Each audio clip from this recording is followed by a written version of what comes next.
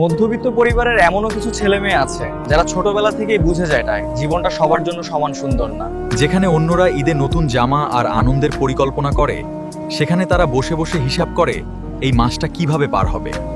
কেউ যখন জিজ্ঞেস করে তোদের কোরবানির গরু কিনছিস, তখন তারা শুধু মুচকি হাসে, কারণ সত্যিটা বলার ভাষা থাকে না।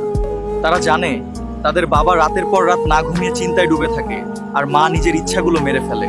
তবুও এই মানুষগুলো সবার সামনে হাসি মুখে থাকে, যেন তাদের জীবনে কোনো কষ্ট বা কোনো অপূর্ণতাই নেই। অসুস্থ বাবার সংসারে যখন আর কেউ থাকে না, তখন বড় ছেলেটাই নিজের সব স্বপ্ন বিসর্জন দিয়ে জীবনযুদ্ধে নেমে পড়ে। বন্ধুদের সাথে ঘুরে বেড়ানোর বয়সে সে বাজারের ব্যাগ হাতে নেয়। রাতে হয়তো একা কাঁদে, কিন্তু সকালে আবার হাসি মুখে বের হয়।